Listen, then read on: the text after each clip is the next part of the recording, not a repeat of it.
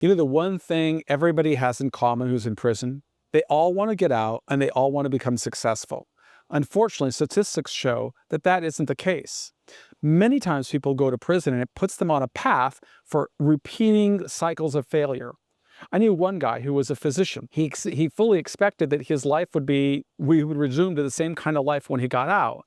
Unfortunately, he found out that when he went to a halfway house, the only way he could transition to home confinement was if he had a job. He didn't think that'd be a problem. He'd gone to college, grad school, medical school, professional school, led a practice. He was a surgeon. Unfortunately, there are not a lot of jobs for middle-aged white guys who get out of prison that are way overqualified. Why? Because employers don't want to invest the time to train. This guy wasn't prepared for that.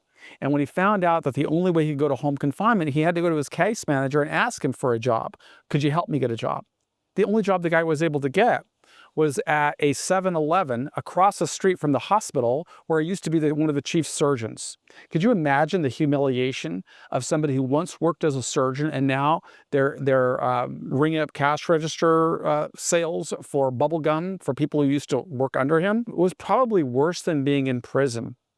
We try to create a pathway for this guy to recalibrate and rebuild his life that's something that we always do, is to try to help people. But the reality is, the best time to help people is while they're in the midst of it. The best time to help somebody in prison is when they're very early in the journey and they start architecting a strategy that they could use to help them recalibrate on the other side. If you've never gone through the system, you just don't know what's coming. You think life is going to be very similar to what it was before, but it's not. Just as nobody ever thinks, no non-criminogenic person ever thinks they're going to go into the criminal justice system, once they go inside, they don't know what to do to get ready for the other side. And that's an area that I believe we really have to change. And today, I'm super optimistic and super excited because of an announcement that came out today. I think today is June the 6th. I'm going to look at my phone here to see if I can see it. I don't know, but I do see the headline, and I'm going to ask our talented video editor to put a link up to this story that NBC News published. And here's the headline: former federal inmate pardoned by Trump tapped as the Bureau of Prisons Deputy Director. His name is Joshua Smith. Now here's the backstory on Joshua Smith. He did think about what he wanted to do on the other side of the journey when he began his prison term. He went to prison when he was about 20 years old for a drug trafficking crime related to marijuana and cocaine. He served a 60-month sentence, and while he was in prison, he found spirituality and a pathway to God, and that gave him hope. I'm not here to give a spiritual message. I'm here to give a message that is very secular, that is very driven in reality. You've got to figure out what will move the needle for you. Josh, what he did is he recognized he needed an education. So while he was in prison, he devoted time to developing skills that would help him transition into society. And he gives credit to a lot of white-collar guys who mentored him and helped him while he was in there. And when he got out, he built a business.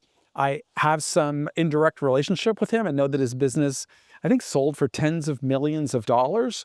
But when he earned those tens of millions of dollars, he didn't just go on and live his life in peace and luxury. He made a commitment toward reconciliation and toward going back into prisons to helping more people understand the entrepreneurial journey.